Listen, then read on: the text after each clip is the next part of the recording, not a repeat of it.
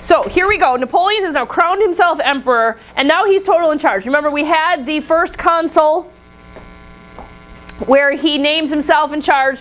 He put in place the Napoleonic Code.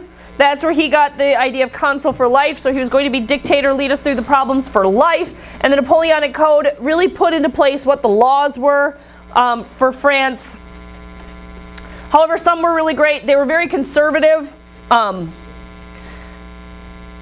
They were conservative laws. Workers, labor unions were still not allowed. Workers had fewer rights than their employers. Men were still more important than females. But the universality of the Napoleonic Code ended all confusion with laws from inside Paris and from around Paris. And it was just him. His laws, his way. And now that he's Napoleon I, we are set. Here is the moment where this is it. This is on page 399. And we see Napoleon crowning his wife, Josephine. He needed Josephine because Josephine was a society lady and he was an army brat. And so she really brought that other side to him. Like, he was all about the military, he understood laws, he understood all that, but he didn't have that social grace that he needed to kind of run the empire. And so she brought in that class. He married up when he married Josephine. And yeah, so Napoleon's mother sits in a balcony up in the right here. Here's Napoleon's mama. She made it to the party. Here's Napoleon. Here's Josephine. And here is the Pope right here. Standing like even behind Napoleon. And he's just an observer, not really a participant.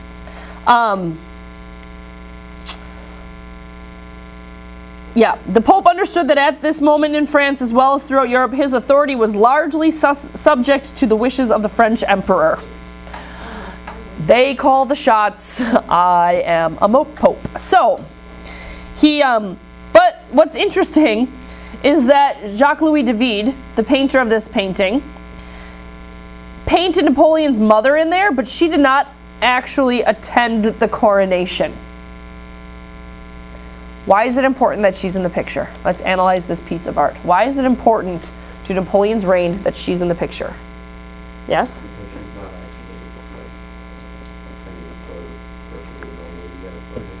Okay, they're not of that people. You are correct. So why would you paint her in? Yes?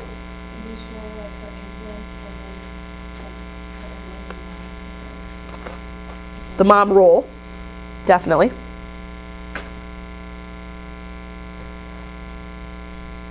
Mm-hmm.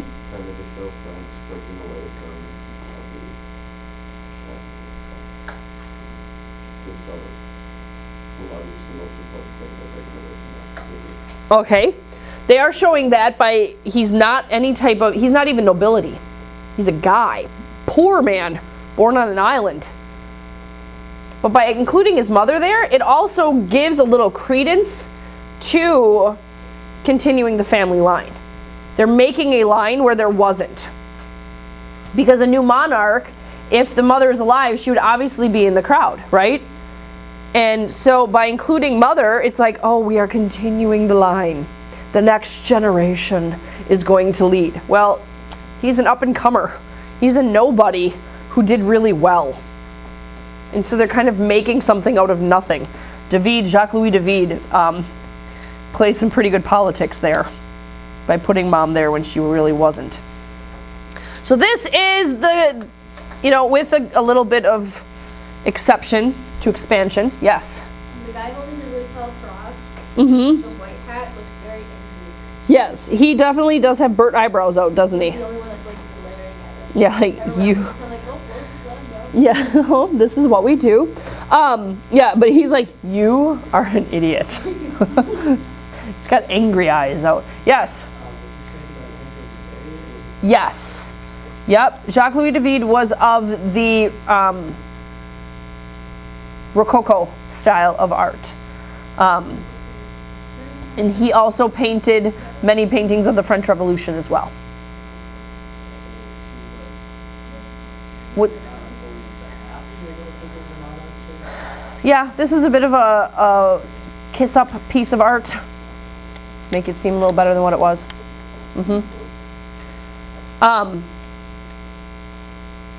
Yeah, so that is this famous work of art. Okay, now moving to the territories that France owns. They own areas from the Age of Exploration in Haiti. Well, they have the major French colony of Haiti. They were trying to gain independence, and the guy that was doing this was a former slave named Francois Dominique Toussaint L'Ouverture. It's his whole name. A former slave that wanted freedom. Now, remember, in Haiti, which is in the Caribbean, this is huge coffee plantations, this is huge sugar plantations, huge cotton plantations, where there's a lot of physical labor needed. So the number of blacks on the island were heavily outweighing the number of whites. And the whites in Haiti were very fearful of a slave uprising, because there was no way that if the slaves got it in their head that they wanted to be free and they tried to fight for it, that there was no way that the white slave owners were going to be able to control them. So they were waiting all the time for this to happen. And eventually, I mean, it was gonna happen. Once the French Revolution had broken out in France, the National Assembly in 1791 decreed that free property-owning mulattoes are people of half black and half white descent, that they were able, on Haiti, should enjoy the same rights as white plantation owners.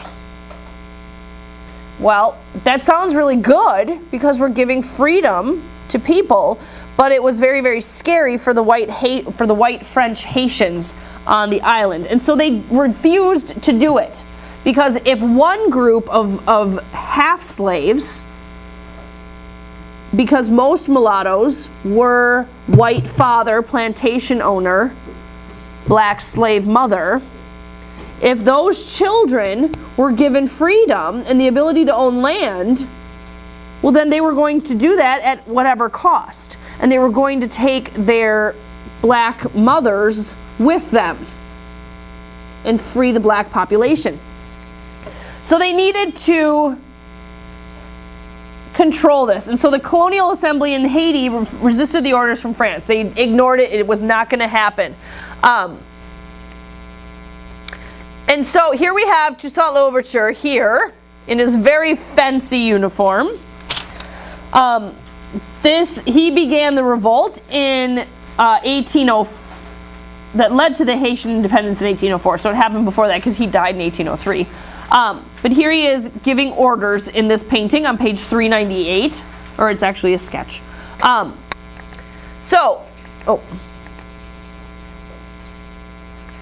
so it works. And what happens here is they capture L'Ouverture in 1802, because Napoleon is like, we can't let this go on. We can't let this riot continue. And so they send an army to Haiti. They capture L'Ouverture, who was sent back to France, where he died in prison in 1803. But they still continued to do this. And so Napoleon is like, you know what? I don't have time for this. I'm cutting my losses, and I'm selling my stuff over in the New World, for the most part. That includes freeing... he withdrew his forces from Haiti and let people figure it out for themselves. We tried, it didn't work. Fix yourself. And this is when he decides to sell Louisiana to the Americans. American Louisiana Purchase.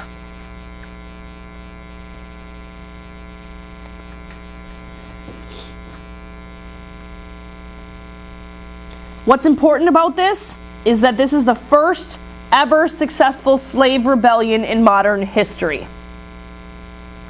First successful slave rebellion in modern history. France formally recognized Haitian independence in 1804.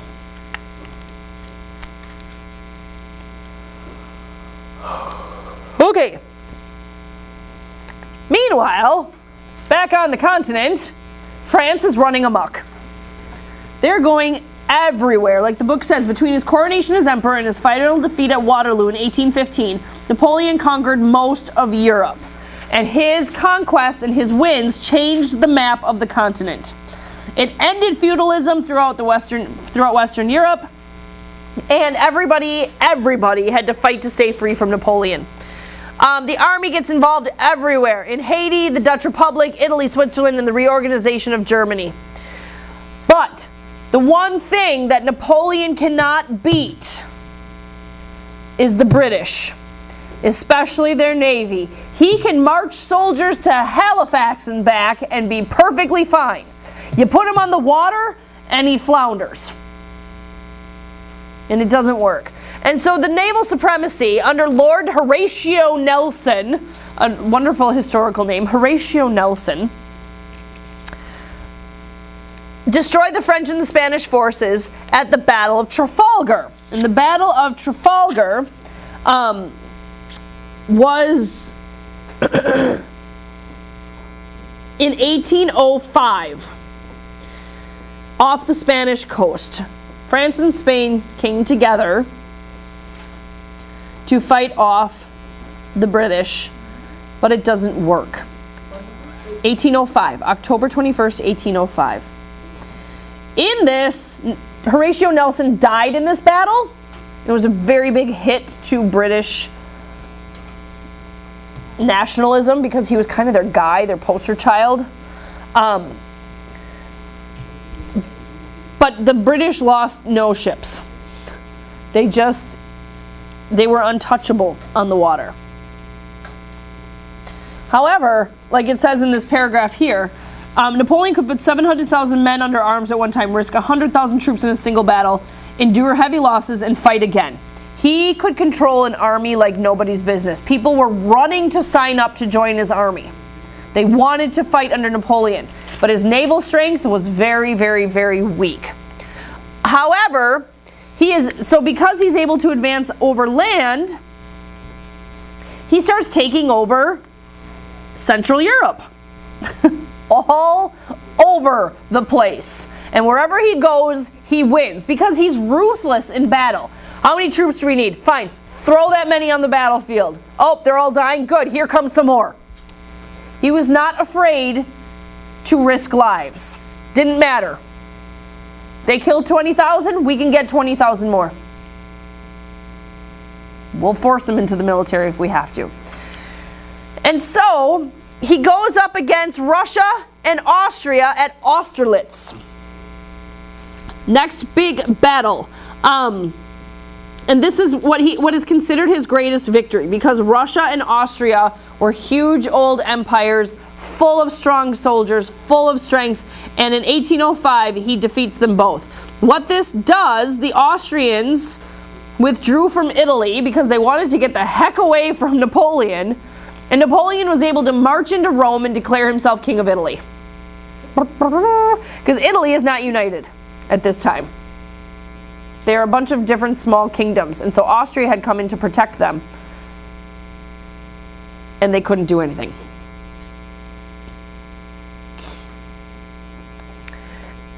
So now he's king of France and king of Italy.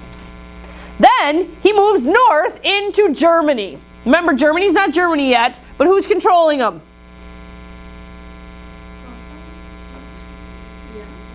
Prussia. Yep.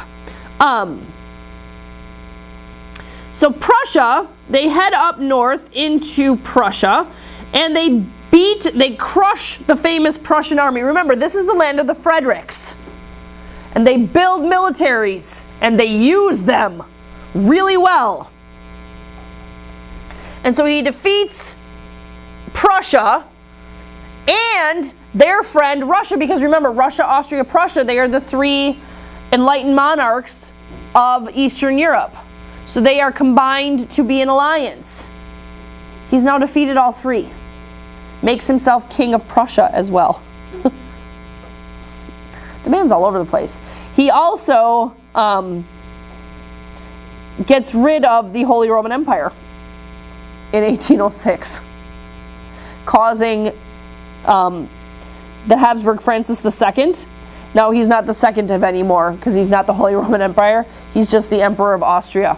So he makes him change his name. You're not the second anymore because you're not king of that anymore. You're Francis I of Austria. He's like, but that's my title. Doesn't matter. You're not. So he's causing people to just change their names too. It's incredible. He takes over Prussia by 1807. June 13th, 1807, Napoleon defeated the Russians at Friedland and occupied East Prussia. Having occupied or co-opted the Western German states, humbled and humiliated Austria, and defeated Prussia, the French emperor was now master of all Germany. And you have to think about this. He's doing this over land and having to deal with winter. He's moving remarkably fast. Because he was named emperor in 1802. Hold on. 1804. 1804, he's named emperor, and he takes over most of Europe by 1807. Fast. That's faster than fast. Here's the death of Lord Horatio Nelson. Very grim. By the time this painting was completed in 1807, Nelson was already a hero in Britain. Here he is depicted on his deathbed aboard his ship, the Victory, during the British defeat of French and Spanish fleets at the Battle of Trafalgar in 1805. The lighting illuminates Nelson's suffering face, which evokes religious paintings and suggests martyrdom. He died for the British success. They all look like normal skin color, and then there's that one that that guy. Yeah. Yeah. Get out of the basement and into the sun. Maybe it's the light reflecting off of Nelson. Maybe.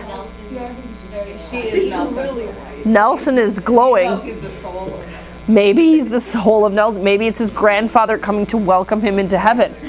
Maybe the painter ran out of skin-colored paint and just had to go with white. Like when, oh, my blue crayon died. I now have to paint the sky yellow. That's what happens to my girls. My crayon broke. Color it something else. So we get really random colored pictures. So that is a famous painting done by Arthur Willem Devis, D-E-V-I-S, Devis, the death of Nelson. Amazingly, you can see this in New York City, not anywhere in Britain. Will we ever have to know the artists? You never know. Last year they did. Wait, I have no time for that. Like, will it be like, who painted this? Oh, okay. What style is this in? And then you'll have the picture and then the artist's name. You'll have to be like, that name is from the Romantic era. There was last year. So, like, they won't show you what the painting looks like? No, they'll show you the painting. Oh, okay. And then, yeah. So, yeah.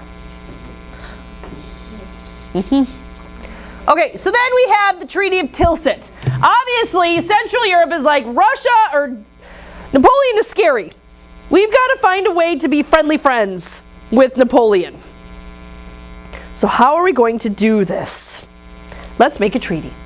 Because that's diplomatic cure-all for everything. Let's make a treaty. So Prussia and Russia, they're twins, like Larry and Harry.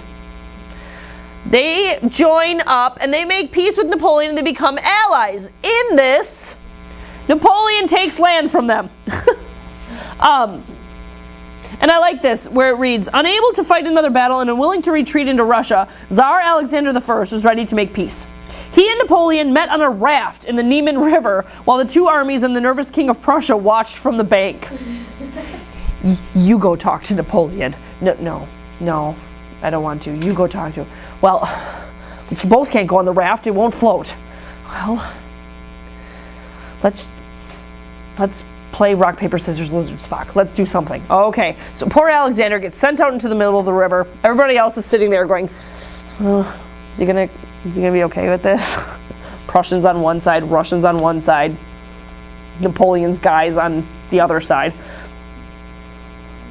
Because there's only yeah. what's going on. Okay, Prussia and Russia together, and Napoleon on the other side. I had to think about that one after I said it. Within the Treaty of Tilsit, France is now gaining land. Prussia lost half its territory. Only the support of Alexander saved it from extinction. Napoleon planned to take over all of Prussia. That was his goal. But Russia said, no, you can't take everything. You can only have half. If Alexander had been a little bit more weak-spined, Prussia would cease to exist. They were able to keep half their land. Prussia, in exchange for this, Prussia openly became Napoleon's ally, and Russia secretly became an ally. So then what Napoleon does is he takes all the various land that he's gotten, and he puts his family members in charge of those chunks of land. His stepson ruled Italy. 3 of his brothers were made kings of other conquered states. And he expected them to jump when he told them to. I want you to rule this way. Yes, sir. I want you to do this in your country. Yes, sir. This is nepotism at its finest. The rest of Europe didn't like this. Because they're not ruling their people. They're taking the orders from Napoleon. And they did not like this. When they failed to listen to him, he rebuked and even punished them. Yeah. And everybody had to follow the Napoleonic Code. So this is messing with a lot of different people. The Napoleonic Code is very conservative. Some of these areas were more liberal, and now they're being put under Napoleon's control. They are not happy at all. And political opposition flared up that needed only encouragement and assistance to flare up into serious resistance. It only took a little bit for them to send the people over the edge.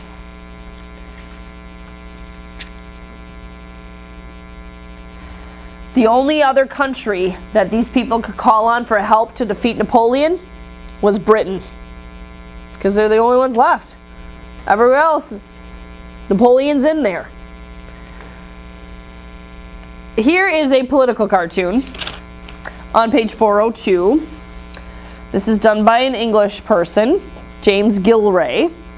And it shows Napoleon baking the new French order. And he puts in people that look like Germans and look like everybody else, and they come out looking French because they are not allowed to be themselves anymore. The Great French Gingerbread Maker is what this is called. Putting them in the oven, and out they come.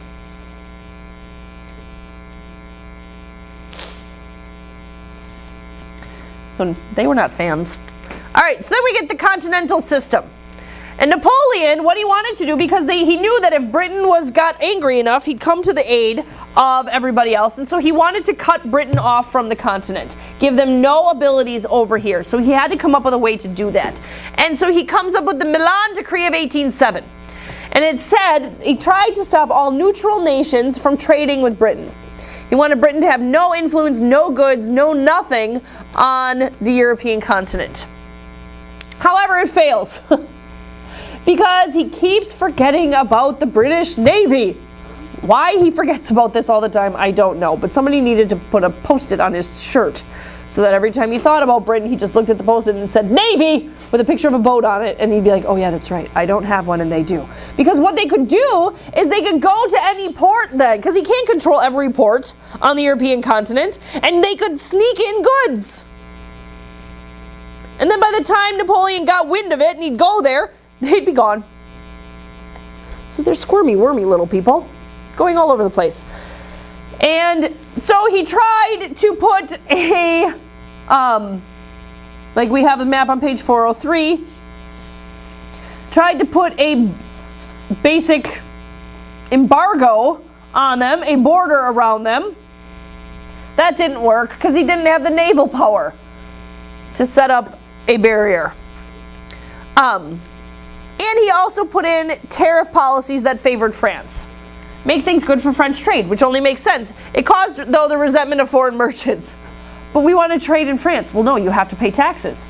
high taxes to get your goods into the market, because then I can sell my goods for cheaper, because you have to make up the price of the tax. So you can buy a German bar of soap for $7 and a French bar of soap for $2, and people are going to buy the French soap because it's cheaper, which means you're not going to get any business and you're not going to get any money and your economy is going to fail, and then I can take you over. Ha ha ha ha ha, says Napoleon.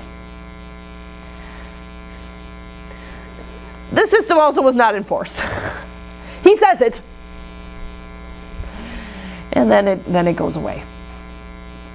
Kind of like when I tell my kids to do just about anything. Go wash your hands for supper. Trevor walks right past me. Go take off your shoes. Go hang up your coat. I step over 3 coats coming into the house. All right. I must be speaking Latin with a little bit of German thrown in. And in mermaid speak, because nobody's understanding me. It also leads eventually to Napoleon's downfall, because he's making enemies. Life lesson. If you're going to take over the world, be friendly about it. Napoleon's putting too many rules in place, and people don't like that. He's also making people be very proud of themselves. You think you're so cool, French? Well, I'm German. Germans are awesome. He's like, no, you're not. Yes, we are. We're going to show you. So it doesn't go over well. Here is the border of the embargo line. There's the word, the embargo line. So he wanted to control all of these ports inside this line. Except for like Portugal was neutral. Nobody cared. So these are the areas barred from importing British goods. Do you really think a man with a very small navy can control all of this? No. So this doesn't work. It's a really good idea, but nobody listened. So what this does is it makes Prussia and German nationalism grow. Prussia's like, we're going to fix ourselves. We're going to make ourselves modern, and it's going to be amazing. They wanted a united German state. This is the start of modern Germany. It culminates in 1871, but this is the start. This is the start of modern Germany, because we want to unite without Napoleon's influence. So what does Prussia do? They abolish serfdom. Very progressive. Very awesome. But they don't plan it out very well. They don't know what to do with all of these jobless workers now. Because now the Junkers, remember, not Junkers, the Junkers, which are the nobles, control all of the land. Hurrah.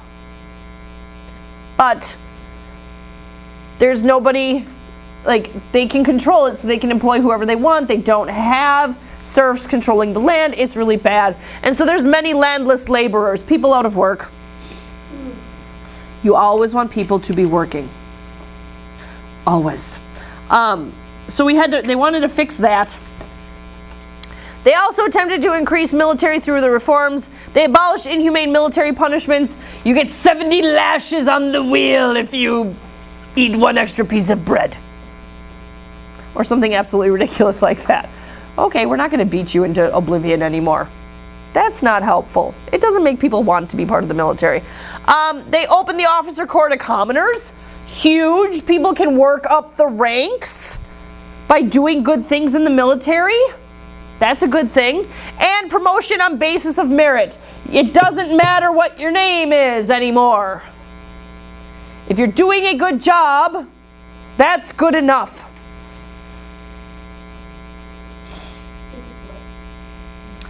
Yes, it did work. It worked to, they regained their former power of Prussia that the Fredericks had given them. Napoleon had restricted them to 42,000 men, but once they defeated him in 1813, they grew their army like crazy. So it did work. By 1814, they went from 42,000 men to 270,000 men. It grew. Big time. This guy I know. Talk about eyebrows. That is a long time in the waxing chair right there. Or a lot of time with an eyebrow pencil to just draw that in because I don't know if we can even make that face. How you do that without squinching it in. You have to lower the chin because I don't know why making your eyebrows kind of crazy make me. What? You saw Andy, right? It kind of looks Yes. like Andy's eyebrows. I was far back. Okay. Were they drawn on quite big? Yes, they had to cover their own eyebrows. They would draw like up here. Oh. Like in person, it was like. You're gonna make the babies cry. It scared the kids at first. I bet. So this is Nicholas Appert. He's a big guy. He figured out how to can food. I know, we laugh. We laugh. But think about it. He's a French chef. Maybe that's why he looks so crabby, because he's, French and chefy. But he was determined to produce preserved food that would be both tasty and healthful. Because remember, the problem of sailors all the time was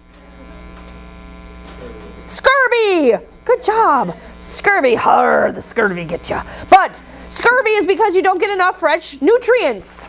When you're eating like flour and water biscuit and rum, and the biscuit has like maggots in it, you might get a little protein from the maggots, but still, like, you're not getting very good food. And so he's like, you know what? No wonder our sailors can't fight. They're eating maggot biscuits and rum. What can we do? So how can we put beans in a can and keep them so they don't go rotten, but then it's easy to just open and eat, and they're getting somewhat fresh veggies and fruit, and this is great. So we figured out how to seal jars, cooking them to a hot boiling temperature to kill all the germs inside it, and then the hot versus the cold when it's cooling will make it seal. And they will be able to just pop a jar open and eat it, and they will be healthy. And Nicholas Appert figured it out. Yes, SpaghettiOs. Oh, you haven't been yet to college where you just open the can and eat it with a fork cold because you just don't want to dirty the plate. Or you steal a fork from the comments so that it's not even yours. So you don't have to wash it. Yeah. Huh? Yeah. Many a meal I had cold raviolios. Because why dirty a bowl? It's perfectly fine cold. Yes. My brother would just put the butter right in the SpaghettiOs. And then I don't know. And then we'd salt and pepper them because they just weren't salty enough. Let's put more on. Surprised he didn't shrivel up like, no fluid, too much salt. Yes, pretty much. The French invented canning food. The British really took up on it because obviously British Navy needs food. So, English company began canning in tin because they were less expensive and more durable than glass jars. Who knew? Boat, ocean, storm, jars everywhere. So they're like, put it in a tin can. And now, thanks to the British, we can just crack open that can of raviolios and have a wonderful meal. So, except for peas. Peas should never go in a can because they turn out mushy and gross and they taste bad. I hate canned peas. But they put fresh vegetables, fruit, they made soup and canned it in a jar, and I think this is gross, but my mother-in-law does it, meat. Yeah. Like beef roast. Yeah, it turned into Spam eventually, which is very good. My mother mixes it, I know, I find it a little gross, but it's tasty. She mixes it with, fake meat Spam with fake cheese Velveeta. And you mix it together, I know. It looks awful. She mixes it together, puts it on a piece of French bread, and puts it in the oven under the broiler. Have you been to Spam? No. It's awesome. I bet. Blue and white It's Spam like everywhere. Like a little train conveyor belt thing of the little containers going around over your head, and you're trying to follow it. Spam train. You need to pack your own Spam with bean bags and stuff. I was 7. It was the best thing There we go. Do they have samples? Yes. Did you enjoy? Yes. Yes. That was before I knew what it was. It's just pork hock. It's just pig ankle boiled up and cut off the bone. Made into ham-ish. The color gets you, yeah. You gotta look past the color. We had like a white elephant gift exchange, and my uncle gave like spam and like just one can. One can of one can of spam. 1 can of spam and 1 can of beer. Well, that's all some men need. Yeah. Balanced meal. He's a farmer. Now, that's funny you say that because my husband, I would have to hide the spam. Like, I hide the vegetables from my kids. Because he'd be like, what is this? Meat? Eat it. Tastes funny. Like, well, you'll live. How many of you can your own foods? How many of you have a garden and you can food? How many of you make salsa in a jar? Green beans in a jar? Or your grandmas do? How many of you have applesauce in a jar? Thank you, Nicholas Appert. It's all because of him that we spend many hot hours in a jar. How many of you have ever slipped the skins off tomatoes or peaches? For canning? Because you can't put the skins in because they turn funny? So you have to, yeah, so you put a tomato and you poke it with a fork, and you put it in hot water, and then the skin like peels back from the holes, and then you just pick it out and you're like, bloop, and the skin comes right off. Because you parboil a tomato. It's a fun job. I let my kids do it, and they get like mess. Tomato everywhere. What? Tomatoes? Skinning tomatoes? Yeah, and then you just like. Yeah. Bloop. Yeah. Messy, but very fun. Until you do it for like so many hours that you feel like your skin of your hands is like sliding off with the tomato, and you're like, I think I burned myself and I don't have any skin. Yeah. So, now, Spain. Moving on to Spain. The Wars of Liberation. Because Napoleon is falling out of favor. So, Napoleon's falling out of favor. The clergy and peasants rebel against Napoleon's brother Joe, who's on the throne of Spain. Go figure. You know, you can only spread your empire so far before people start to fight you. And so they go up against Joseph Bonaparte, who's like, I don't know what to do. I only do what my brother tells me to do.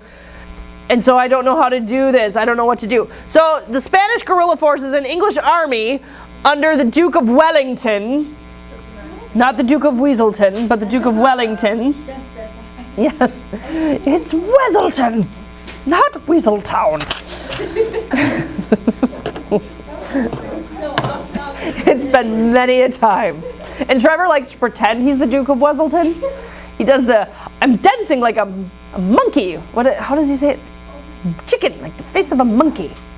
Peacock, yes. He jumps up and down with his hands behind his back, and then he kicks his leg out every once in a while. That's his Duke of Weaselton dance. So, maybe I'll film it. No, dancing. He says something. Gets the ladies. Peacock, what? Is that how he gets the ladies? Yes, I'm sure it will be amazing once he gets to high school. Watch what I can do. So, oh, that boy. Yeah, homecoming. What's your son doing out there? He's doing his Weaselton dance. He's been doing it since he's been 3. His sisters will shoot him. Cut that out. You look like a fool. So the Duke of Wellington, it hastens Napoleon's defeat because what they're starting to do is France is here and it's centrally located. Now the Spanish are fighting up from Spain and they're rebelling and the peasants are rebelling. And on the water, the British are going crazy and France is floundering. And so now they don't know what to do. Like they just are, there's so many bad ideas going on here. And so the Duke of Wellington is fighting from here, and he doesn't know what to do. Remember, Napoleon is a soldier general. March across the battlefield. Stop, shoot, fight. Boom. Spanish guerrilla. Shoot, run away. Shoot, go back in the hole. Shoot, continue farming. Where'd that gun come from? I don't know. And so Napoleon doesn't know what to do. Neither do his soldiers. They're used to marching across the field. And now they're fighting guerrilla soldiers, and it's never good. Is it kind of like the Revolution, the American Revolution? Yes, very similar. idea. Yep. And then Sir Arthur Wellesley, not Weasley, that's different Arthur Weasley. Maybe that's where we got the idea from. But Sir Arthur Wellesley. He's the Duke of Wellington. He becomes a majorly important British guy later on, but now he's still like the younger son. And he lands a group to support the Spanish insurgents. So now we've got the Spanish fighting, and the British are now marching.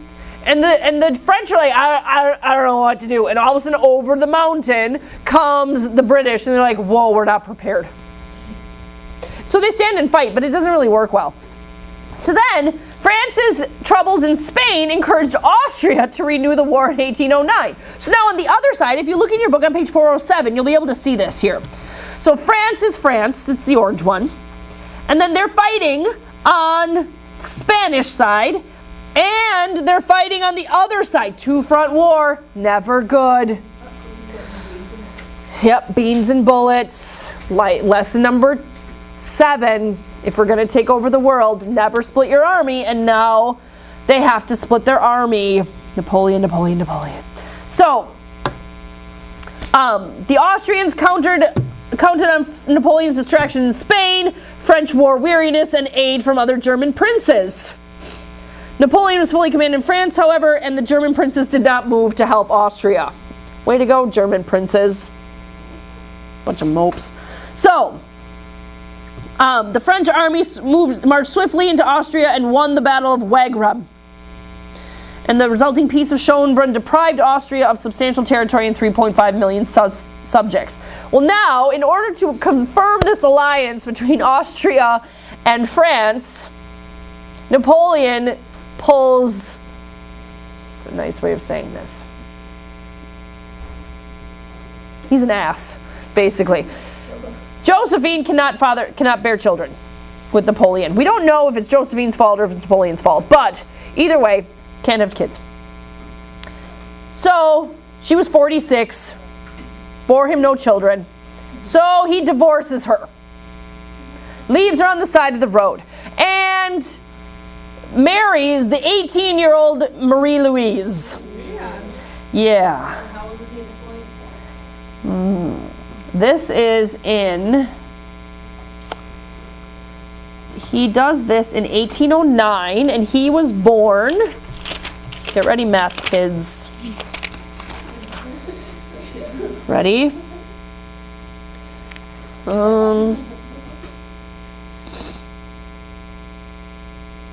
Well, where's his name with his birth and death dates next to it? Horatio Nelson, I find him.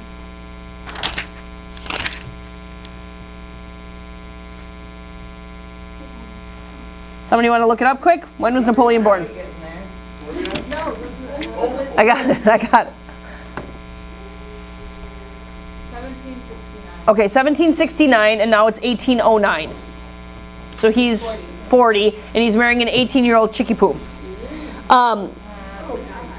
Yep, Marie-Louise is the Austrian Archduchess. So now he's aligned through marriage to the throne of Austria, to Joseph I. Didn't he want to marry He wanted to marry the sister of Tsar Alexander I, but he's like, no, creeper, you're not getting into my family. He received a polite rebuff. Let's think about that. No. So he decides to marry her, but the Emperor of Austria, however, was in no position to refuse the match. We've already taken over your land. I cannot deny you my sister as well. Way to go. Way to stand up for your sister. I'd be like, dude, what are you doing? He's 40 and old and gross. Well, sorry, chickie poo. So, this is a really bad move on Napoleon's part because everybody loved Josephine. They thought she was great. They thought she was wonderful. They may not have liked him so much in France, but they loved Josephine. And now he leaves her with nothing and puts shame on her because she couldn't have kids. And the French did not like that. So now, not what I thought. This is the 3rd of May, 1808, into Spain. This is painted by Francisco de Goya y Lucientes. Right? Spanish speaker? Good. All right. So, this is Napoleon's troops executing Spanish guerrilla fighters. We find you, we kill you. Famous Spanish painting. Wait, who has the guns? The French. Okay. And then French, Spanish guerrillas. What? Spanish guy voice just kind of like, ugh. Yeah. Like, I don't know. Okay, yeah, he even has the eyebrows that go up, like, which I think we'd all look like if we were looking down the barrel of several guns, because one isn't enough. We all must shoot. Okay.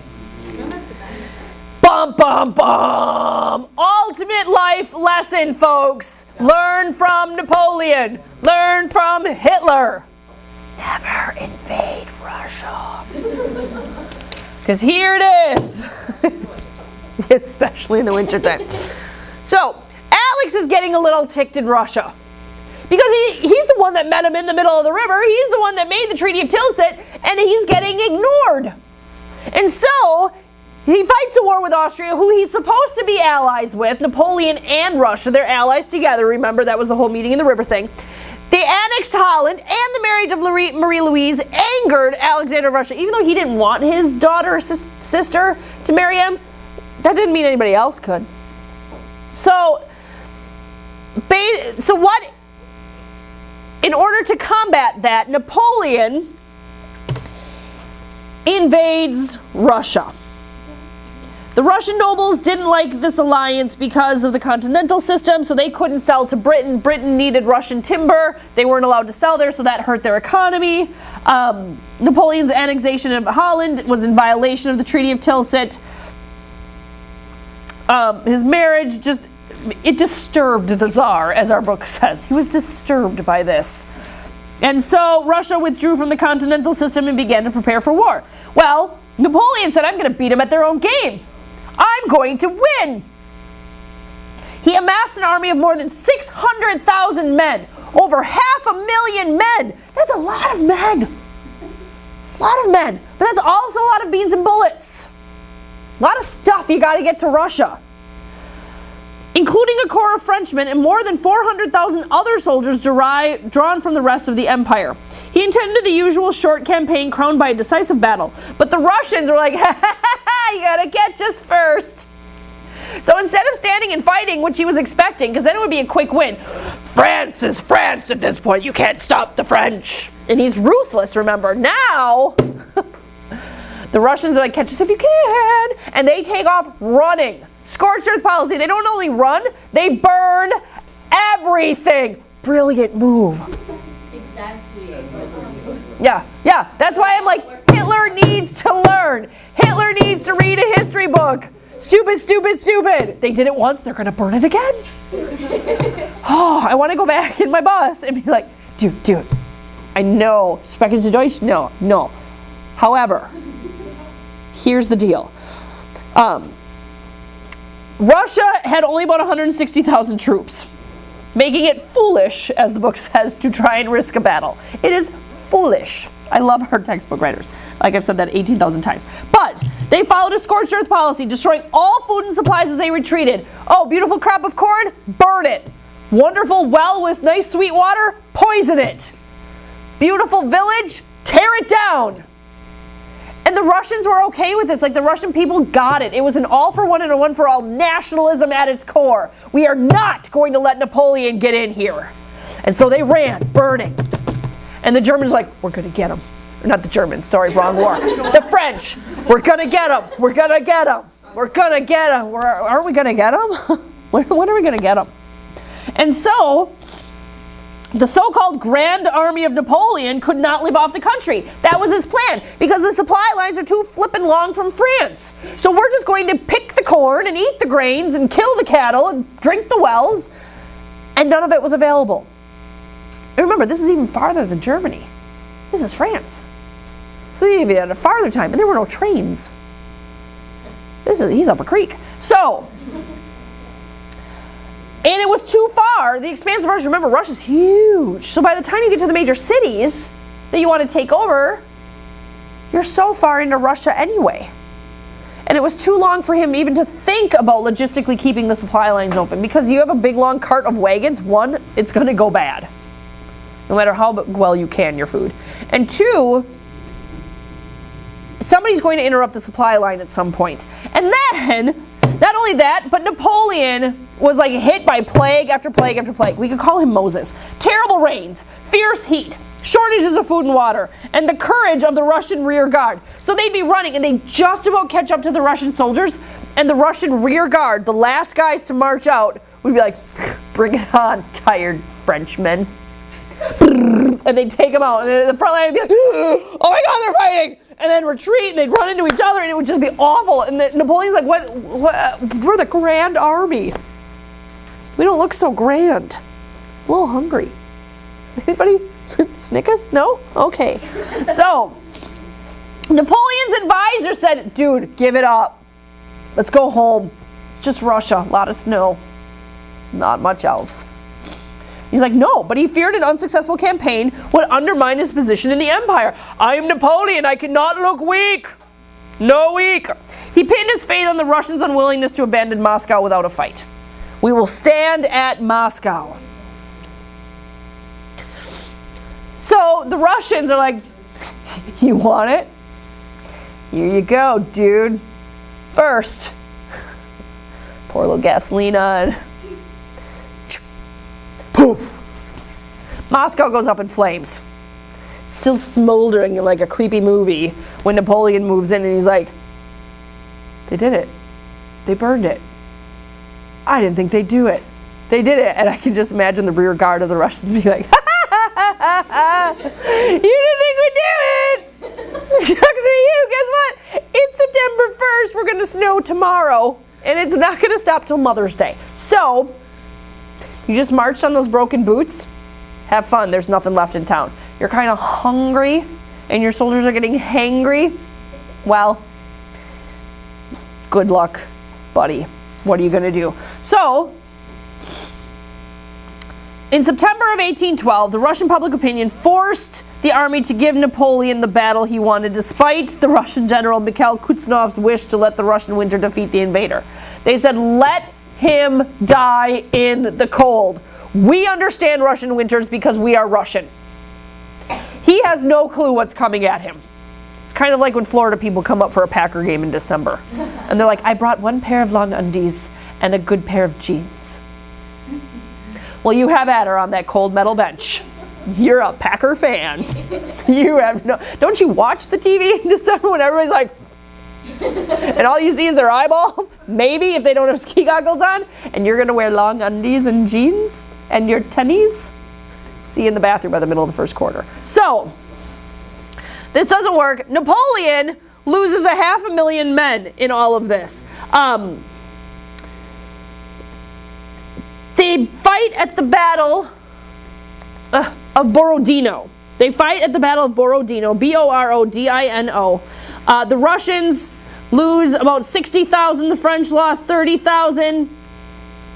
Napoleon didn't win anything. It's considered his defeat.